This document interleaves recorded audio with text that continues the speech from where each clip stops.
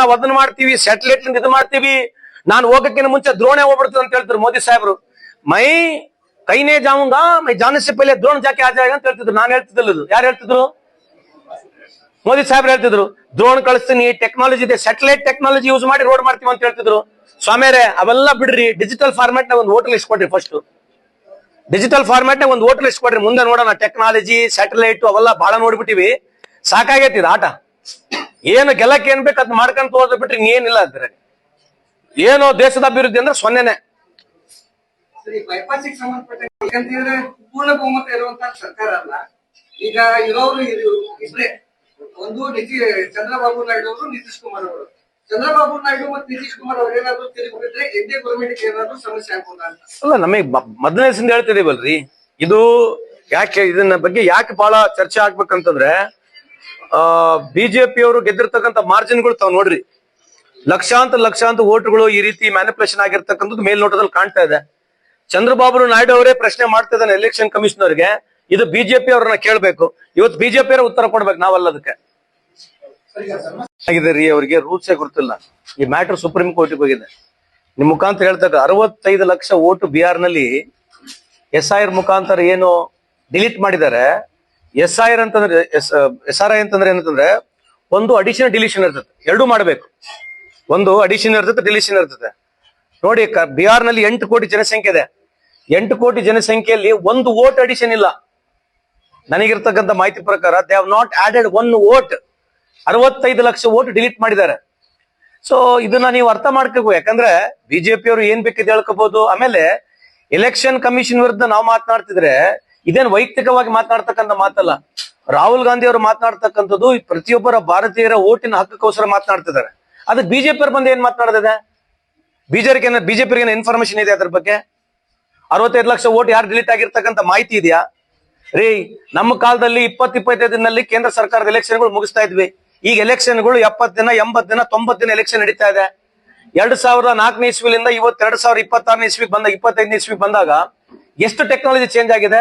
ಇವತ್ತೊಂದು digital voter list ಕೊಡಕ್ ಆಗ್ತಾ ಇಲ್ಲ. ಏನೋ digital India, Khelo India, digital India ಅಂತ ದಿನ ಬೆಳಿಗ್ಗೆ ಹೇಳ್ತಕ್ಕಂಥ ಬಿಜೆಪಿ ಅವರು ಇವತ್ತು ಒಂದು ಡಿಜಿಟಲ್ ಫಾರ್ಮ್ಯಾಟ್ ನಲ್ಲಿ ಇವತ್ತು ಎಲೆಕ್ಷನ್ ಕಮಿಷನರ್ಗೆ ಒಂದು ವೋಟರ್ ಲಿಸ್ಟ್ ಕೊಡಕ್ ಬರ್ತಾ ಇಲ್ಲ. ಏನಿದೆ ರೀ, ಈ ದೇಶದ ವ್ಯವಸ್ಥೆ ಬಗ್ಗೆ ಯಾರು ಮಾತನಾಡ್ಬೇಕು? ಏನು ಹೇಳಿದ್ ಒಟ್ಟು ಏನಂದ್ರೆ ಪ್ರಚಾರಕ್ಕೆ ಇಡ್ಸ್ಕೋಬೇಕು, ಏನೇ ತಪ್ಪಿದ್ರೆ ಅದನ್ನ ಮುಚ್ಚಾಕ್ಬೇಕಮ್ಮ ಉದ್ದೇಶಗಳು ಕಳೆದ 11 ವರ್ಷದಿಂದ ಬಿಟ್ರೆ ಈ ದೇಶದಲ್ಲಿ ಏನೂ ಆಗಿಲ್ಲ. ಇವತ್ತು ಬಂದಿರತಕ್ಕಂಥ ವರದಿ ಇದೆ. ಇವತ್ತು ಗ್ರಾಜುಯೇಟ್ ಓದಿರ್ತಕ್ಕಂಥ ಹುಡುಗರು, BA ಗ್ರಾಜುಯೇಟ್ ಆಗಿರ್ತಕ್ಕಂಥ ಹುಡುಗರು ಸುಮಾರು 80-85% ಹುಡುಗರಿಗೆ ಕೆಲಸ ಸಿಗ್ತಾ ಇಲ್ಲ. ಇಂಥದ್ರ ಬಗ್ಗೆ ಏನಾದ್ರು ಚರ್ಚೆ ಆದ್ರೆ ಮುಂದೆ ಒಳ್ಳೇದಾಗತ್ತೆ ಅಂತ ಹೇಳಿಕ್ಕೆ ಇಚ್ಛೆ ಬಯಸ್ತೇನೆ. ಎಲೆಕ್ಷನ್ ಕಮಿಷನರ್ ಅಂದ್ರೆ ಕೆಲಸ ಮಾಡ್ತಾರೆ, ಅವ್ರು ಸ್ಟೇಟ್ ಗೌರ್ಮೆಂಟ್ ಸಂಬಂಧ ಇರೋದಿಲ್ಲ. ನಾಳೆ ನೀವು ಯಾವಾಗ ಎಲೆಕ್ಷನ್ ಕಮಿಷನರ್ ಬಂದು ನೀವು ಅವ್ರ ರೋಲ್ ನಲ್ಲಿ ಕೆಲಸ ಮಾಡಕ್ ಸ್ಟಾರ್ಟ್ ಮಾಡ್ತೀರಿ ಅವ್ರ ಪರವಾಗಿ, you will be directly under him only. ಅದ್ ಬಿಡ್ರಿ, ಅದು ಯಾರೇ ಇರ್ಲಿ, ಇವತ್ತು 65 ಲಕ್ಷ ವೋಟ್ ಜಾಸ್ತಿ ಹಿಂಗಾಗಿದೆ ಅಂತ ಕೇಳ್ತೀವಿ. ಯಾಕೆ ಡಿಲೀಟ್ ಮಾಡಿರ್ತಕ್ಕಂಥ ಕಾರಣ ಏನು?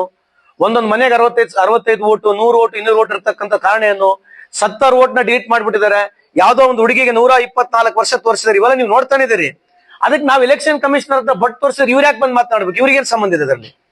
ಒಪ್ಕೋಬೇಕು, ಎಲೆಕ್ಷನ್ ಕಮಿಷನರ್ ತಪ್ಪು ಮಾಡಿಲ್ಲ ಅಂತ ಒಪ್ಬೇಕು, ಅಥವಾ ಸಮರ್ಪಕವಾಗಿ ಅವ್ರ ಹತ್ರ ಮಾಹಿತಿ ಇದ್ರೇನ ಕೊಡ್ಬೇಕು. ಇವ್ರ ಹತ್ರ ಯಾವ್ದು ಮಾಹಿತಿ ಇರೋದಲ್ಲ. ಏನೇ ರಾಹುಲ್ ಗಾಂಧಿ ಯಾವುದೇ ಒಂದು ವಿಷಯನ್ನ ಸಾರ್ವಜನಿಕರಿಗೆ ಅನುಕೂಲ ಆಗ್ತಕ್ಕಂಥದ್ದು ಯಾವ್ದು ಅಂತಂದ್ರೆ ಅದನ್ನ ಬರೋದು ಟೀಕೆ ಮಾಡೋದ್ ಬಿಟ್ಟರೆ ಬೇರೆ ಉಳಿದಿದೇನೆ ಇವತ್ತು. ಮತ್ತೆ ಸುಪ್ರೀಂ ಕೋರ್ಟ್ ಏನ್ ಹೇಳ್ತಾ ಇದೆ ಇವತ್ತು? ಯಾವ ಎಲೆಕ್ಷನ್ ಕಮಿಷನ್ ಹೋಗಿ 65 ಲಕ್ಷ ವೋಟ್ ನ ಡಿಲೀಟ್ ಮಾಡಿರ್ತಕ್ಕಂಥದ್ದು ನಾವು ನಿಮಗೆ ವರದಿ ಕೊಡಲ್ಲ ಅಂತ ಹೇಳ್ತಾ ಇದಾರೆ ಸುಪ್ರೀಂ ಕೋರ್ಟ್ ನಲ್ಲಿ ಹೋಗಿ. ಸುಪ್ರೀಂ ಕೋರ್ಟ್ ಹತ್ರ ಹೋಗಿ ಎಲೆಕ್ಷನ್ ಕಮಿಷನರ್ ಅವರು 65 ಲಕ್ಷ ಡಿಲೀಟ್ ಆಗಿರ್ತಕ್ಕಂಥ ವೋಟ್ ಅನ್ನ ನಿಮಗೂ ಕೊಡಲ್ಲ ಅಂತ ಹೇಳಿರ್ತಕ್ಕಂಥ ಲೆವೆಲ್ಗೆ ಇವತ್ತು ಎಲೆಕ್ಷನ್ ಕಮಿಷನ್ ಬಂದ್ಬಿಟ್ಟಿದ್ದಾರೆ. ಇವತ್ತು ಸುಪ್ರೀಂ ಕೋರ್ಟ್ ನವರು 2 ವಾರದಲ್ಲಿ 65 ಲಕ್ಷ ವೋಟ್ ಅನ್ನು ಯಾವ ರೀತಿ ಡಿಲೀಟ್ ಮಾಡಿದ್ರೆ ಸಂಪೂರ್ಣ ಮಾಹಿತಿ ಕೊಡ ಅಂತ ಹೇಳಿದ್ದಾರೆ. ಇದೇ ರೀತಿಯಾದಂತ ಇಡೀ ಭಾರತ ದೇಶದಲ್ಲಿ ಮ್ಯಾನಿಪುಲೇಷನ್ ಎಲ್ಲೆಲ್ಲಿ ಆಗಿದೆ ಅದ್ರ ಬಗ್ಗೆ ಸಮರ್ಪಕವಾಗಿ ಇಡೀ ದೇಶದಲ್ಲಿ ಚರ್ಚೆ ನಡೀತಾ ಇದೆ. ಇದು ಇತಿಹಾಸದಲ್ಲಿ ಪ್ರಜಾಪ್ರಭುತ್ವದ ಕೊಗ್ಗಲಿ ಅಂತ ಈ ಸಂದರ್ಭಕ್ಕೆ ಹೇಳಿಕ್ಕೆ ಇಚ್ಛೆ ಬಯಸ್ತೇನೆ. ನಿಮಗೆ ಸಾಮಾನ್ಯಲ್ರಿ, ಎಲ್ಲದಕ್ಕೂ ಕಾಂಗ್ರೆಸ್ನವ್ರ ಅದಾರ, ಇವ್ರು ಏನಿಲ್ಲ ಇವ್ರು ಅಲ್ರಿ. ಮುಗಿಸ್ತೀನಿ. ಈಗ SIT ಮಾಡ್ಲಿಕ್ಕೆ ಕಾರಣ ಏನು? ಯಾರೊಬ್ಬ ಸ್ವಯಚ್ಛ ಬಂದ್ಬಿಟ್ಟು ಈ ತರ ಆಗಿದೆ ಅಂತ ಹೇಳಿ ಕೋರ್ಟ್ ಹತ್ರ ಹೋದ್ರು, ಕೋರ್ಟ್ ಮುಖಾಂತರ ಆಗಿರ್ತಕ್ಕಂಥದ್ದು SIT ಆಗಿದೆ, SIT ಪ್ರಕ್ರಿಯೆ ನಡೀತಾ ಇದೆ, ಸಮರ್ಪಕವಾಗಿ ಸರ್ಕಾರ ಉತ್ತರ ಕೊಡುತ್ತೆ. ಈಗ ಮರ್ಡರ್ ಕೇಸ್ಗಳು ಏನಾಗಿದ್ದಾವೆ, ಅವನ್ ಹೇಳಿರ್ತಕ್ಕಂಥ ಕ್ಲೇಮ್ಗಳು, ಸೌಜನ್ಯ ಮರ್ಡರ್ ಕೇಸ್ ಆಗಿರ್ತಕ್ಕಂಥದ್ದು ಎಲ್ಲರ ಕಾಲದಲ್ಲಿ ಅವ್ರೇನ್ ಹೇಳ್ತಾರೆ ಕ್ಲೇಮ್ ಒಂದು 1000 ಬಾಡಿ ಅಂತ ಹೇಳ್ತಾನೆ. ಯಾವ ಟೈಮ್ ನಲ್ಲಿ ಏನಾಗಿದೆ ಗೊತ್ತಿಲ್ಲ. ಸೊ ಹಂಗಾಗಿ SIT ಆಲ್ರೆಡಿ ಕನ್ಸ್ಟಿಟ್ಯೂಟ್ ಆಗಿದೆ. SIT ವರದಿ ಬರಬೇಕು. ಅದ್ SIT ಏನ್ ನಡೀತದೆ ತಮಗೆಲ್ಲ ಗೊತ್ತಿದೆ. ಸಮರ್ಪಕವಾಗಿ ಸರ್ಕಾರ ಉತ್ತರ ಕೊಡುತ್ತೆ. ಏನೇ ಮಾಡಿದ್ರು ಕೂಡ ಅದಕ್ಕೆ ಕಾಂಗ್ರೆಸ್ ಪಿತೂರಿ. ಏನ್ ಮಾಡ್ಬೇಕು ನಾವು ಕಾಂಗ್ರೆಸ್ ಮತ್ತು ಅದೇ ಷಡ್ಯಂತರ ಆಗಿದೆ ಅಂತಾನೆ ಎಲ್ಲ ಇರೋದಲ್ಲ ಅಭಿಪ್ರಾಯ. ಏನು ಆಗಿದೆ ಕಾನ್ಸ್ಪಿರಸಿ ಇರೋದಲ್ಲ, ಮತ್ತೆ ಕಾನ್ಸ್ಪಿರಸಿ ಇದ್ದ ತಾನೇ ನಾವು SIT ಹಾಕಿರೋದು. ಸರ್ ಈ SIR ಬಗ್ಗೆ SIR ಇಂಟೆನ್ಸಿವ್ ರಿವಿಷನ್ ಬಗ್ಗೆ ಇದು ಯಾರ ರಿಲೀಸ್ಗಿಂತ